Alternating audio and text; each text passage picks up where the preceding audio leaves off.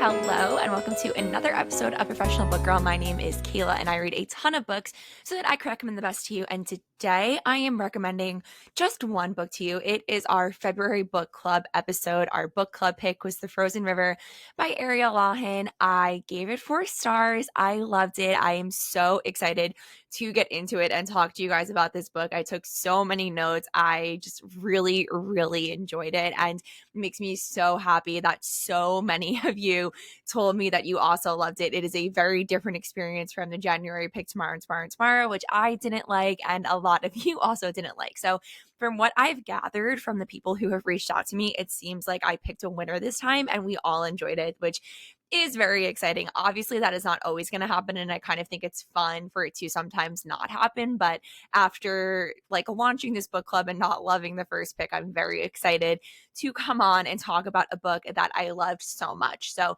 if you are just tuning in today, this is a book club episode, which means that this is going to contain spoilers for The Frozen River.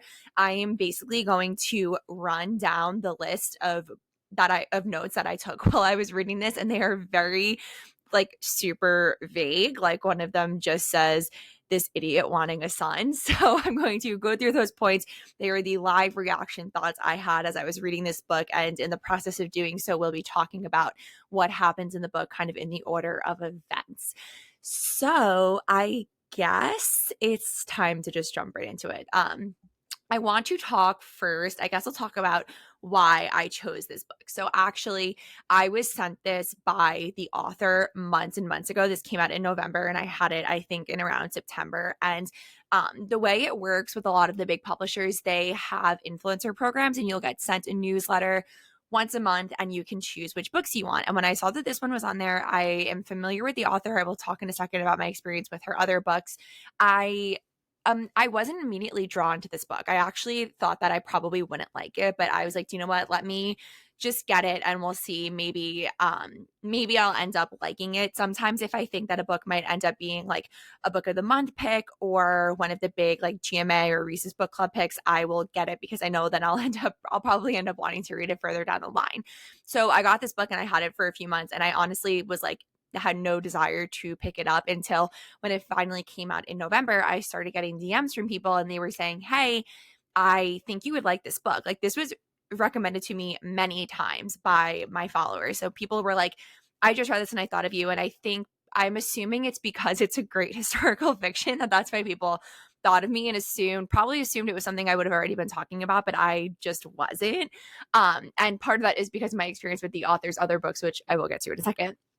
But I finally, because I got so many of those messages, I was like, let me check this out. And I had it on my TBR, and I actually was going to do a different pick for February. I was going to do a romance book to keep it on theme with like Valentine's Day in February. But I was looking at my TBR, my physical TBR that I keep behind me before, like as I was sitting down to record the January book club episode, because I will be announcing the March book club pick at the end of this episode. So I had to have the book picked when I was going to record the January episode. And I just saw this book and I was like, you know what? I feel like this should be the one for February. And I'm so glad that I chose it. And this is my third book from this author, but it is the first one that I enjoyed. So the first one that I read was Codename Helene. I read that right before COVID, actually. And that is a World War II historical fiction about a real life woman working in the resistance. And my problem with that book was something that she actually does with this one, but I was a bit more prepared for it. So I think that this author she just drops you in. And if you don't, in my opinion, in my experience from her books already, if you don't know much already about the historical time period, you can be a bit confused. So Codename Helene was a World War II book. I obviously know so much about it, but actually in 2020, I wasn't I was just starting to really get into World War II historical fiction. And a huge part of that book is that the woman, I forgot her name, but she was her code name was Helene. She was working with the Free French fighters, who were the French men who refused to fight for the Vichy government, and they were obviously against the Nazis, and they were living in the forests in France, and a lot of resistance networks worked with them, and you will hear stories of the Allies going through England and doing like air raids in quotes, where they would like drop supplies to these Free French forces, and they were kind of like the boots on the ground guerrilla warfare type guys. And Helene worked very closely with them. And at that time, I didn't know, that was my first introduction to like that kind of part of World War II. And like what I love about historical fiction is like exactly that, like reading something and like learning so much from it. But the way that this author did it in that book, it was kind of confusing to me, and I just like it just didn't really work for me, and I didn't love that book. And I think I covered it or just mentioned it on an early, like one of the first ever episodes of Books in the City, and I was like, I didn't like it. And I actually remember talking about it because it was like the last time that we recorded before COVID hit. But one thing I always remember from that book, so the real person, she like knew early on, like she saw what the Nazis were doing, and she just knew something was going to happen. Like she had a feeling that we were going to have a big war, and she started like stockpiling food. And she ended up having, once like France was like under occupation and it was hard to get food, she had so much food and supplies because she had been stockpiling them for years. So I read that, and then COVID hit, and I kept thinking about that, about how, because that was when, remember when we couldn't get toilet paper, I was like, oh my god, like she would have been so prepared. The other one though, I'm saying quotes, I read it, I actually DNF'd it, I was Anastasia, which is a historical fiction about a woman claiming to be Anastasia Romanov, the lost princess.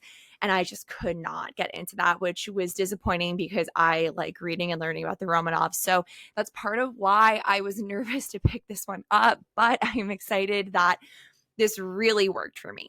That being said, I thought that this was a little bit of a slow start. I think some of that though is my mood, which is something to always keep in mind when like anyone, not even just me, is talking about how they felt while reading a book. I started reading this so I have two roommates, and part of living with other people is that, and like it's not like when you're with a family and like maybe one person is making dinner for everybody, we like have to take shifts in the kitchen for cooking. So I had planned on going into the kitchen, and then like my roommate beat me to it, and I had to wait obviously for my turn in the kitchen, and I was so hungry. So I was like, okay, well, I'm waiting, I might as well start this book, because I actually was a little bit worried. I wanted to finish this before I was leaving for a bachelorette trip. So I was like, I need to get this book in.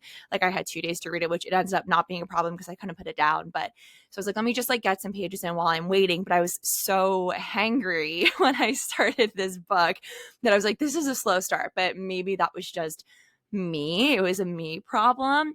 I also, my next note just says Felicity, who is one of my American Girl dolls. She was my second American Girl doll, and I was obsessed with her. When I was growing up, I was really, really obsessed with learning about the American Revolution. That was probably my like first niche historical obsession.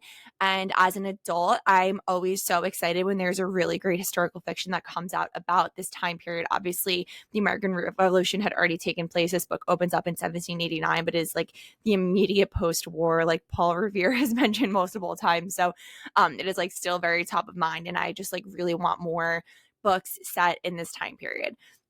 So, like I said, this opens up in Maine in 1789. And my first note is this idiot wanting a son. So, it opens up.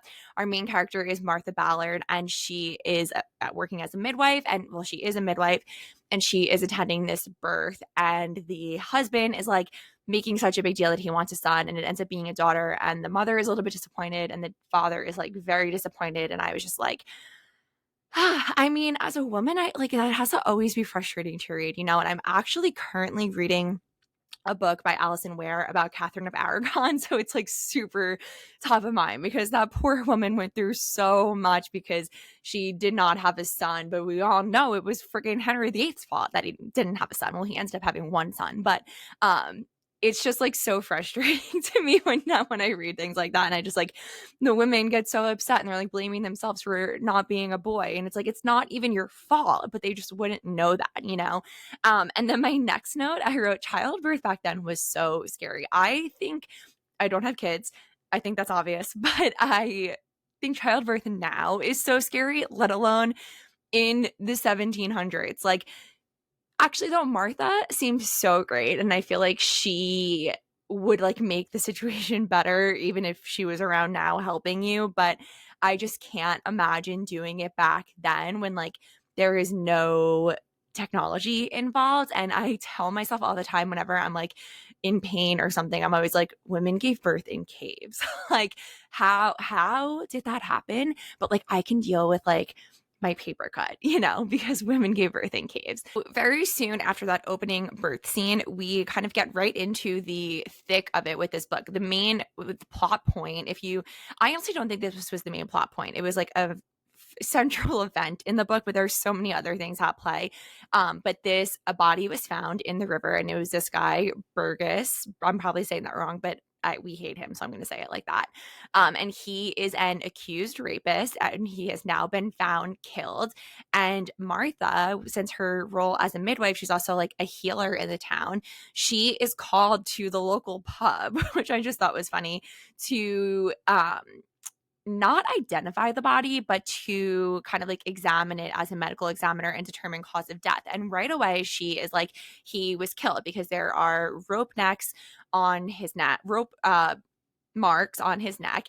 And we learn that, like, because there are some flashback chapters where we learn Martha's story, but so we learn through those that she knows what someone who has been hanged looks like, and she is like, it's murder.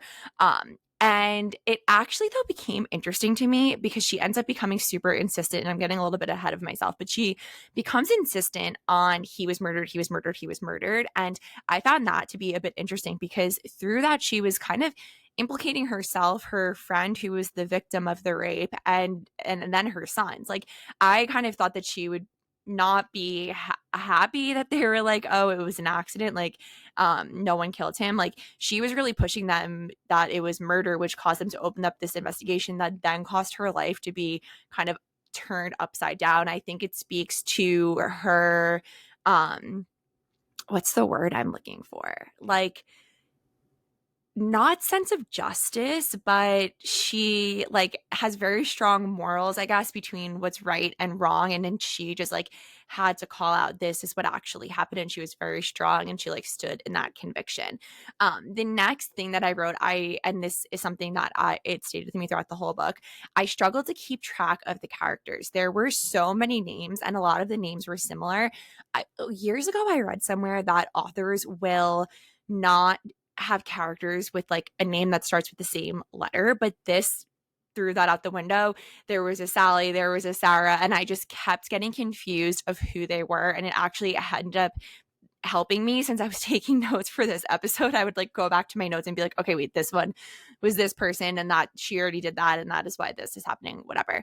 So anyway, we're at the pub where the body is, and she has just like given her take that she thinks that he has been killed. And they end up having kind of, the court system in this book was confusing to me, and this was I learned in the author's note at the end, and the historical note, that this is in part of like, this is like how it was before there was like a federal court system, I guess. I don't know, I'm not a lawyer, but I just assume like, because this is post-revolution, that it would just be like how it is now. But I guess before, they were doing a lot of work after they won the war. So there's like a court of common struggles, and like, I'm making this up, and then like a court of peers. It was like two things like that. So this is like the court of just like the town court, and it seemed it was so strange. Like, people could just be like, oh, she said something bad about me, and then all of a sudden it's the Crucible, and you're on trial, and you have to like pay all this money because you were gossiping. I would be probably killed. But so they are at this panel, and the people, like, they're talking about the murder, what happened, and whatever, and they kind of are saying that they're asking her opinion, and she says, I think he was murdered. And then we find out that there is a new doctor in town, and he is a Harvard graduate, and he is a man, and he says that he doesn't think it was murder. It was like, they just assume he fell in the river and drowned and died. So everyone like believes him because he's a man and he went to Harvard. And right away I was like, antennas up, like, who the fuck is this guy? Why are they all, I mean, it's obvious why they believed him all over Martha, but it just really annoyed me. And then my next note is just what I already said. I thought she would have been relieved that they weren't saying it was a murder, just because it ends up blowing her whole life up.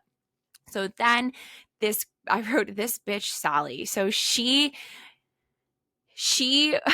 I'm trying to, Okay, so I've spoken of this before. When I read, I picture everything in my head as a movie. And when I'm talking about it, I start repicturing the movie in my head. So when I just said this bitch Sally, I had a flashback scene to Martha visiting her friend who was the victim of the rape. So basically, what happened before the book opened was that this woman, and I forgot her name, I'm sorry, Rebecca, was home one night. Her husband is a pastor and he was out of town. And North, who we fucking hate, and the guy Burgess, who was the one that is now dead, North is like in charge of the town. Like he's not the mayor, but he's the mayor and he sits on this court and he owns a bunch of different parts of the town and he's trying to like get further control over everything and he just wants to be in charge and he's like evil and we hate him. And Rebecca was home alone one night and Burgess and North kind of pretty much like forced their way into her house and brutally raped her. And this now, so then this happens and Rebecca ends up calling Martha to help take care of her after because she was in such bad shape from the attack.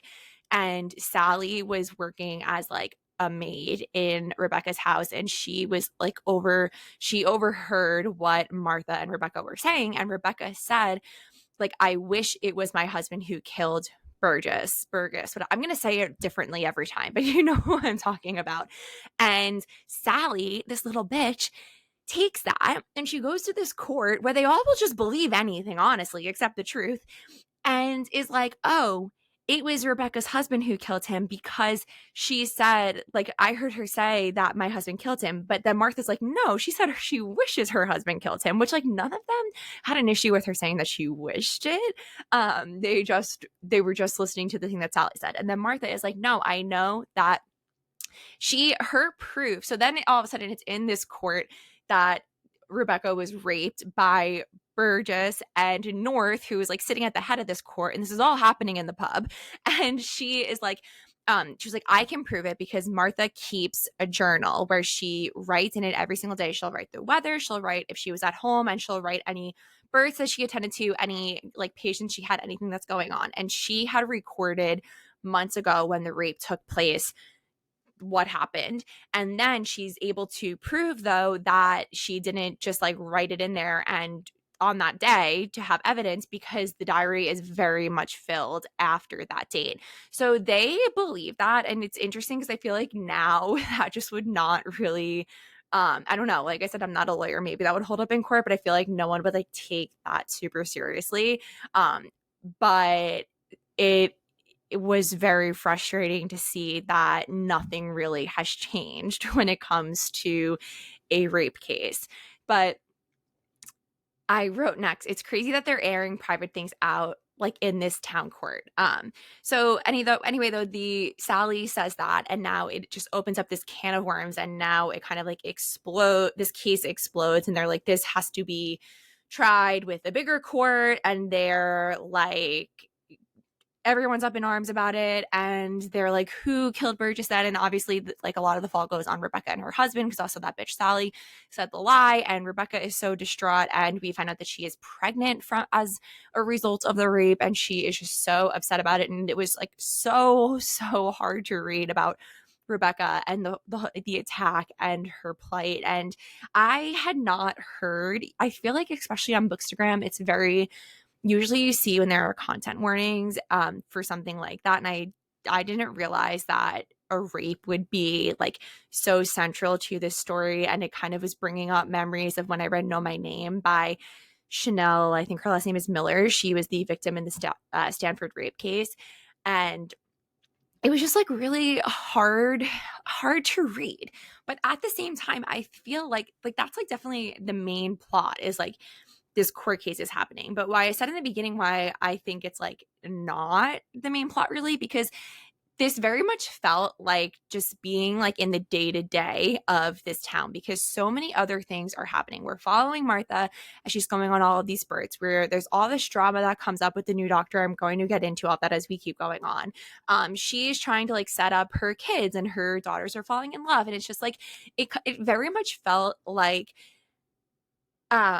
very complete. if that makes sense. Like you were really thrown into this world and got to see so much of it. It wasn't just like narrowed in on this one thing that was happening. And I really liked that. And I think that's why I really grew to love Martha as much as I did, because you got to see her in so many different roles. You saw her as a midwife, obviously, as a friend, as someone fighting for justice in this case, but then also as a mother and a wife. And her husband loved each other so much. I was like, good for them.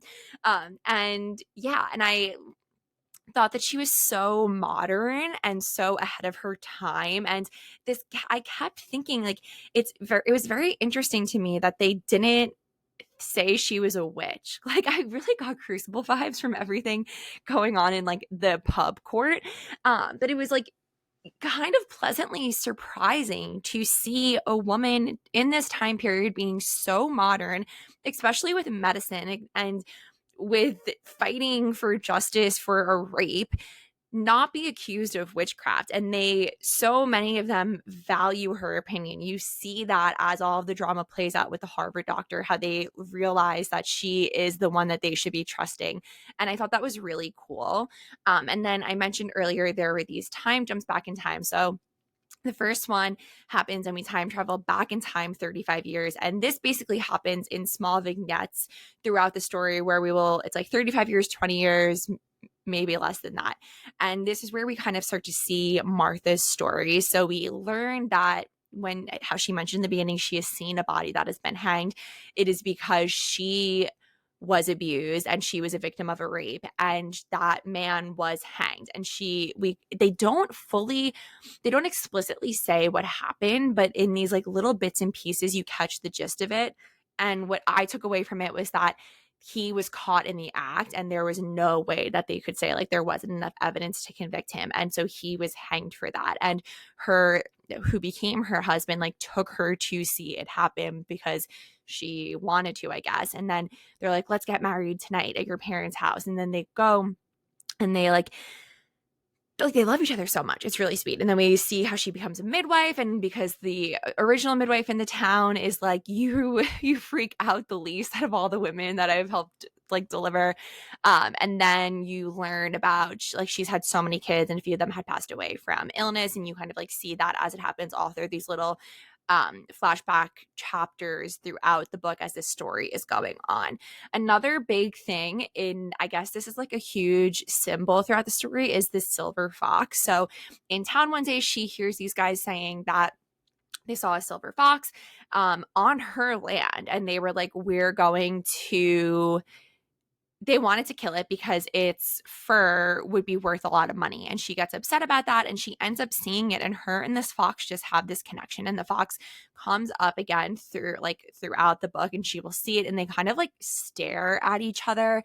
And I really liked that her husband wasn't making her feel ridiculous for having this connection to this fox, and he was kind of like, he agreed with her and he said it too. And obviously the fox kind of ends up saving her in the end when she has this big physical conflict with North, which we will get to. So I keep mentioning this doctor, and my note I wrote for him is this fucker. I hated this guy so much. And it's just like most of the historical fiction I read takes place in Europe, specifically England. And he reminded me of all the doctors that I see come about in those ones, because they're all the freaking same idiocy.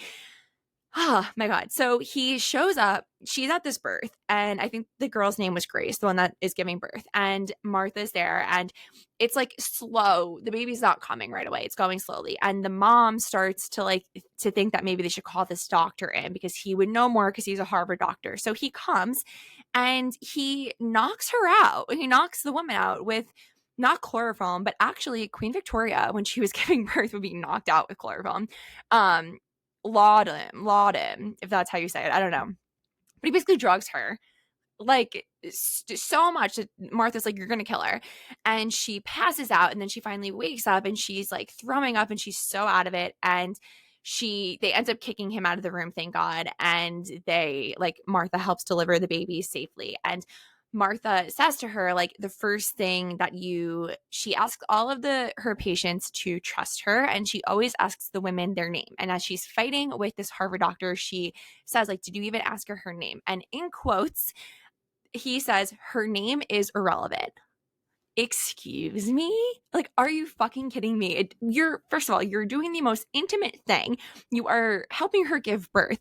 But beyond that, any one of your patients, why would you not ask their name? Like, it just like proved to me like they don't even it was like they didn't even care about the mother. It was like the mother was just a vehicle to get these asshole men their sons. And it pissed me off so much. And I loved how much Martha hated him.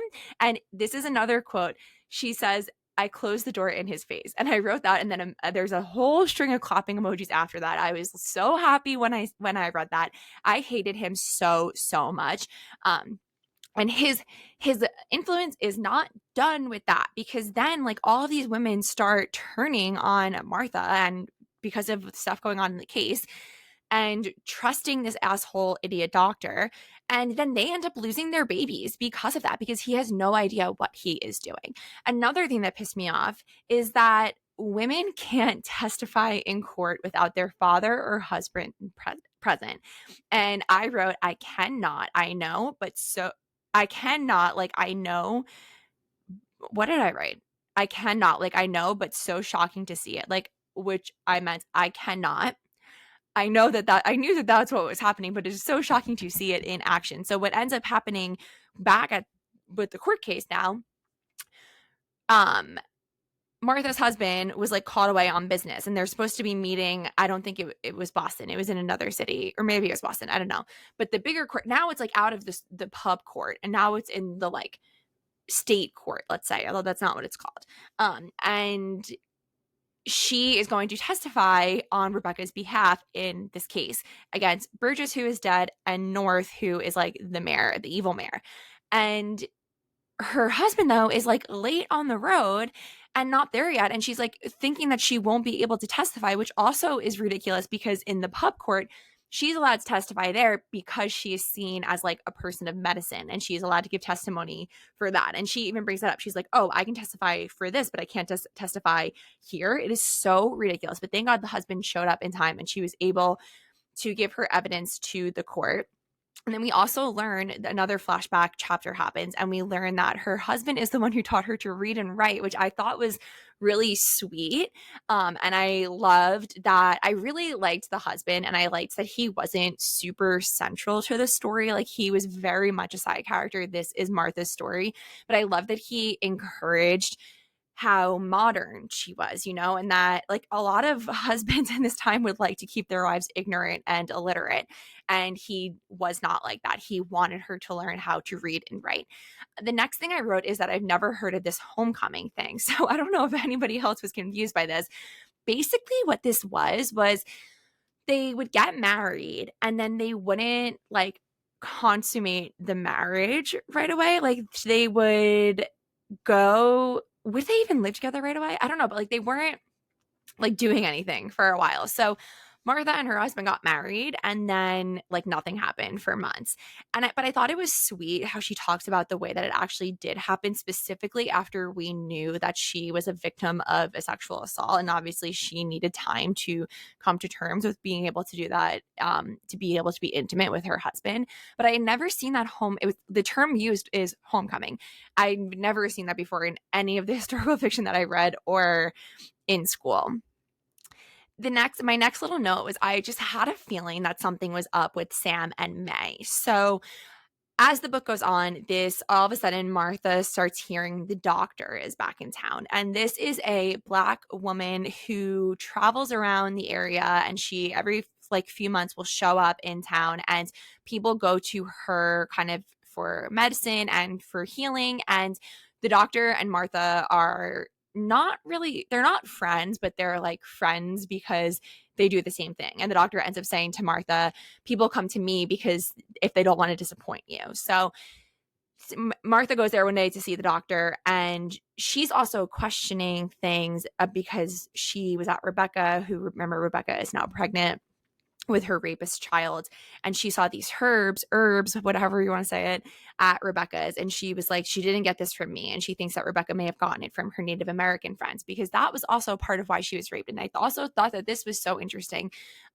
Rebecca was close friends with the Native American tribe that lived locally, and North hated that and hated that she was bringing them into the town because he fought in the French and Indian War, and he was like, we did all this work to clear the savages, that was his word, not mine, out of town, and she's just bringing them back, so that means that she deserves to be brutally raped. Like, okay, fuck you, I literally hate you so much. He got what he deserved in the end. But anyway, back at the doctor, Martha goes there because she wants to talk about what she found at Rebecca's, and she sees Sam and May. And when did we meet May? I don't know. There's so many characters. Like I was saying, it is hard to keep track. But Sam and May are now married, and I thought that they were cute, even though I can't remember anything about them now. And I just was like a little antenna up. I was like, something kind of weird is going on here, and I was like, I'm gonna keep my eye on Sam specifically. I was just a little bit unsure. So then the trial comes back up, and Rebecca gives her testimony, and this is where we learn the full events of what happened during the rape.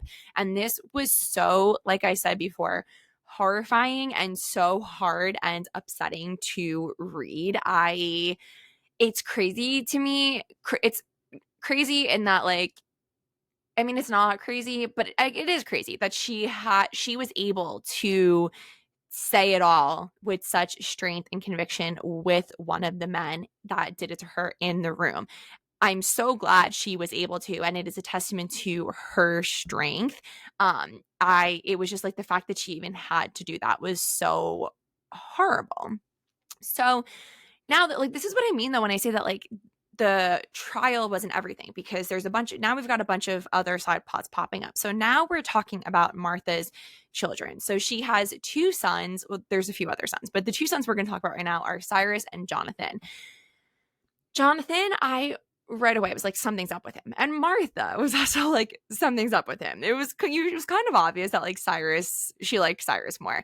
Cyrus was mute.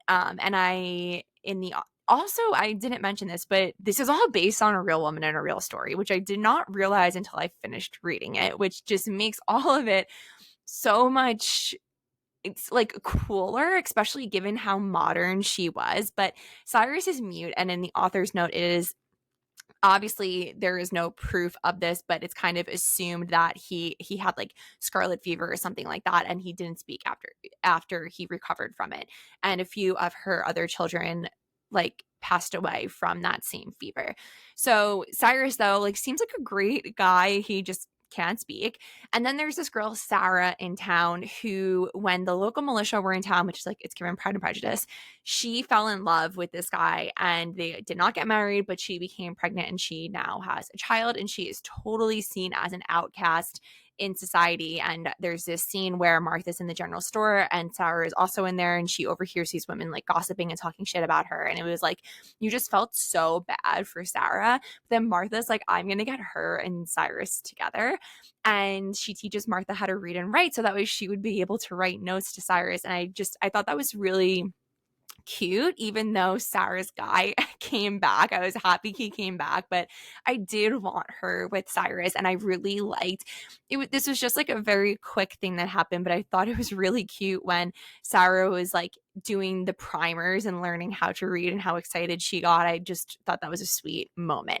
But then Cyrus is arrested, because earlier in the book we found out the night that this guy was killed, a little bit before that, there was this local party, and like all the young people in town were there. And the guy, Burgess, who is the one that ended up dead, tried to dance with one of Martha's daughters, and he was very forceful about it. And Cyrus was like, get away from my sister. And they got into like a scuffle. And that is what, like, everybody in town, that was their last, like, the last time they saw this guy alive was him fighting with Cyrus. So obviously this is part of why I kept saying in the beginning, I couldn't believe she wanted it to be murder, because she knew her son fought with him that night. Like, she could have guessed they were going to arrest the son. Also, then he goes to a jail yard, which I guess I had heard about before, but it was like you could like go out and work and then go back to jail. And it was just like, it seemed very like not jail to me. And it reminded me of weekend jail. So some of you listening are going to know exactly what I'm talking about. And the other half are probably going to be like, you're insane. I spent 5 hours last weekend watching the 50-part TikTok series, Who the Fuck Did I Marry? This woman basically married a pathological liar back in 2020, and she made this TikTok series. It is 50 parts there. Each video is 10 minutes long. I watched it on 2x speed. She is an amazing storyteller. That is why I kept watching. The story itself is insane, but the way she tells it, you literally cannot stop. Like, I was up until 3 a.m. watching it, and then the next morning I opened my eyes and I had to finish it. Like, I could not stop watching it. The story is so insane. There are these twists and turns, but basically, when she found out everything her husband ever told her was a lie, she also found out that before they met, he was going to weekend jail. So this is a thing in Georgia, maybe in other states, where you can like work during the week and then just go to jail on the weekends, and that's how you can like serve your time, which I never heard of, but I had just learned that and then was reading about the jail yard, and I was like, this is so giving. Like, Who the Fuck Did I Marry? Highly recommend watching it, because I have a feeling it will be a documentary or something, and then you can say that you watched the original version. The woman's handle on TikTok is Recetessa. But anyway, my next notes are about the births. So I liked reading about the births. I think I really liked, I mean, it was also so stressful because like giving birth, period, but giving birth back then, oh my God, so scary. It gave me Call the Midwife vibes, which I used to watch a show. I never finished it. But I liked the camaraderie with the women in the room. And I don't know, I just really enjoyed those scenes. I liked seeing Martha in her element.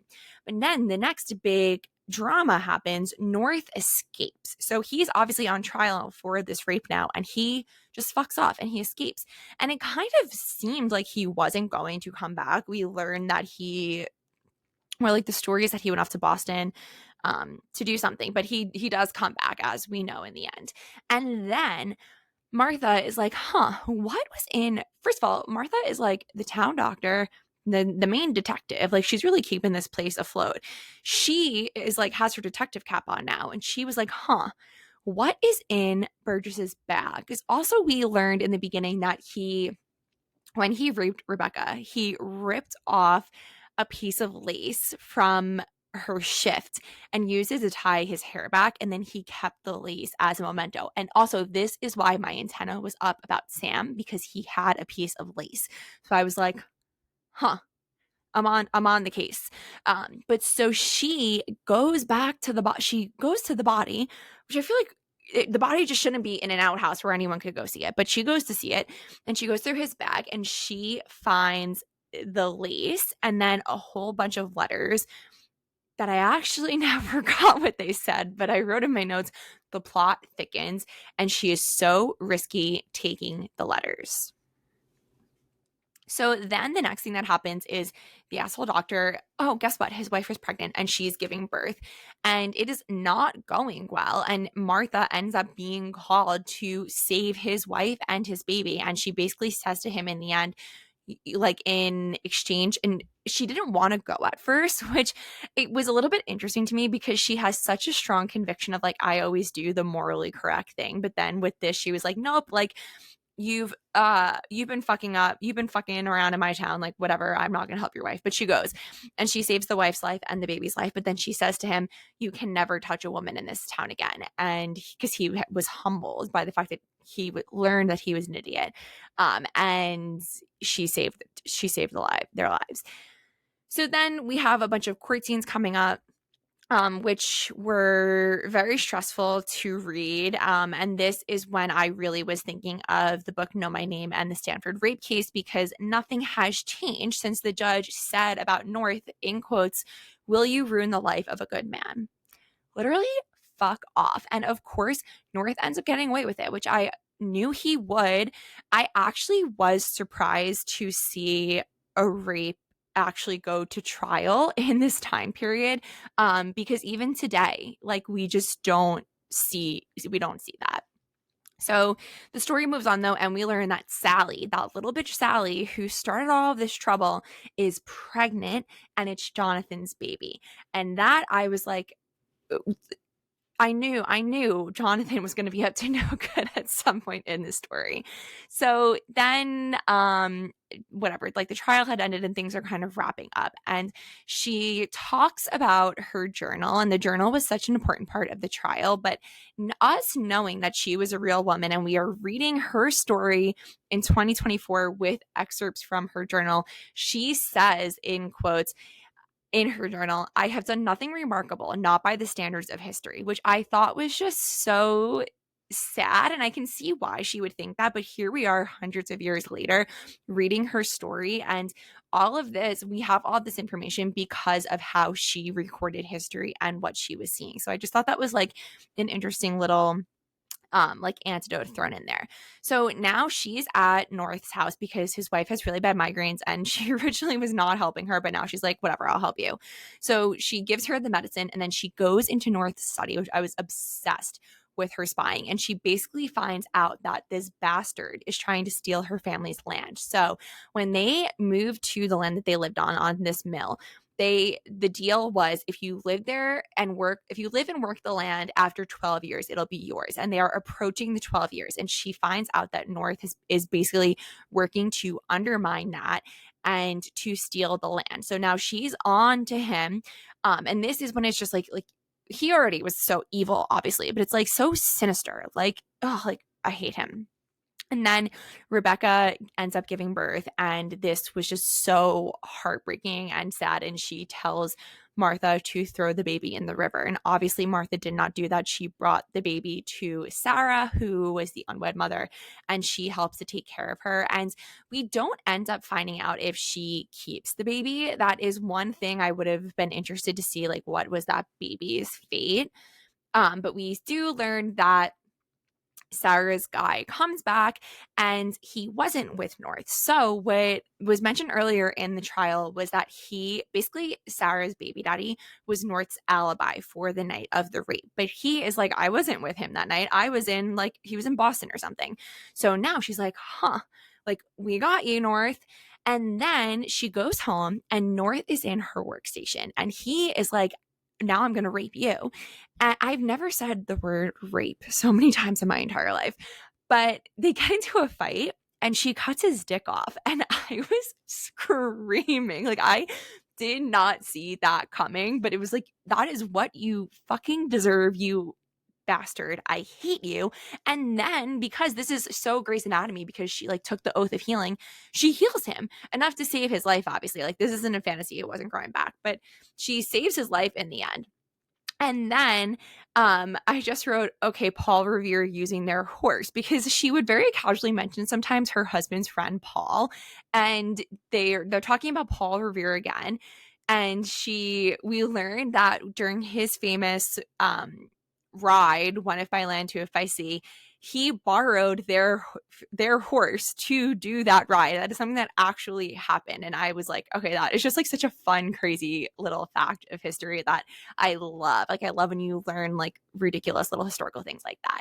Then we end up learning that obviously Burgess was murdered, and it was by Sam and Jonathan. And it was because I knew something was up with May. It's because May was another victim of Burgess, and that is why Sam had lace in his pocket. He also stole the lace from May, and I guess Sam took it back when they killed him. So that was my final little note. The next are kind of, these are just my thoughts on it. I gave this 4 stars. I loved it. Once I finally got into it, I could not stop reading it. I stayed up so late reading it, which, like I have said on previous episodes, I always stay up late reading, but this one I was really like, I need to go to bed at midnight, and I stayed up until like 1:30. I just couldn't put it down. I got so lost in it, like time stopped existing, which is my favorite feeling when reading a book. I love that so much of it was real. I wrote 75% real, and maybe that is, I think I took that from the author's note. And then we learn in the author's note that the real rape that took place was even worse. 3 men raped Rebecca over the course of, 3 men raped her 3 times over the course of a week, which it is just like, the way when you read this, it is hard to imagine that it was even worse in real life. And it's so fucked up, like horrible. I read the author's note, which people who don't read the author's note, guys, you have to read the author's note because you learn all of these interesting tidbits. So she goes through kind of like fact and fiction of the real Martha Ballard. And we actually learn that she is the great aunt to Clara Barton, who was the woman who founded the Red Cross, which I just thought was another little fun interesting tidbit of history. I really, really loved this. I think it would work so well as like a mini series TV show because there were so many interesting things happening with the townspeople. Like, I would watch a full show about Sarah and her militiaman, let alone everything else happening here. Like, I just really, really love this. And this is my favorite thing with historical fiction, specifically. I guess you could say this is a biographical fiction since it is about Martha's life. I love when we get to learn about these real life women who were doing amazing things. Like Martha said in her journal, she did not think her life was in any way remarkable by the standards of history. And here we are today. All of us read this book. I'm assuming all of us loved it. I was so touched by her and her story. And I'm so happy so many of you guys loved it as well. We do have some listener thoughts that I will read through now. Actually, I'm only going to read one of them. The first one comes from Malia Reads on Bookstagram, and she says, I am completely obsessed with this book, 5 stars. I can already tell you it will be one of my best reads of the year, and I read it in January. It is the ultimate sweet spot of my favorite era of historical fiction, an incredibly inspiring main character, a murder mystery, and a portrait of a loving marriage. I could not put it down and I'm on the hunt for similar vibes. It gave me some Hour of the Witch by Chris Bonholland, I totally messed that up, vibes, minus the loving marriage, dot, dot, dot, which I also absolutely loved. We'll be anxiously awaiting your recommendation for similar books. I've never read anything so similar enough to recommend, but like I said, I'm on the hunt for more historical fiction of this time period. Now we have two audio reviews that I will play for you now. Our first audio thoughts review comes from Amanda, who is Amanda the Bookish Librarian on Bookstagram. Hi, Kayla. It's Amanda. I just finished The Frozen River. I did like the book. Let's start there. I probably would have not picked it up if it wasn't your book club pick. So thank you for that. I will say I did find it longer than it needed to be, but also at the same time, don't know what information really could have been cut to make it shorter. One of the things I liked was that it was historical fiction, but it had a mystery element to it also, which was really cool. I loved that it wasn't super predictable, because like I kind of figured that North didn't kill Burgess, but also didn't know who did it. Like I was surprised that it was Sam, but then when it was Jonathan who did it with Sam, I wasn't so surprised that it was him and not Cyrus. So I always love when it's like semi-predictable but not predictable. So I like that the author did that. When it comes to the characters overall, I mean, I definitely dislike North and that other like male doctor and the characters you were supposed to dislike. When it comes to the rest, I didn't really like them, but I didn't dislike them either. But overall, I'm glad I read it. It's like I said, something I probably would have not picked up normally, but it was something I enjoyed. Yeah, so that's it. Thank you for picking this for your book club pick, and I can't wait to read the next one.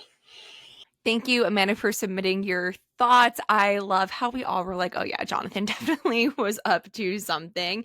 And I agree that it was long, but I also agree I'm not sure what could have been taken out to shorten it up a bit. I think that it was paced well, though. The next audio review comes from Charlotte. Kayla and professional book girl listeners. My name is Charlotte, aka Reads on Bookstagram, and I am talking about how I feel about The Frozen River for this month's book club. I rated it 5 stars. I loved it. I kept wanting to come back to it and read it more and more and more. And I loved how the story evolved. Also, the 2 different timelines. I'm a sucker for that in any type of book, and that just sucked me in. I wanted to get to know all the characters more and more.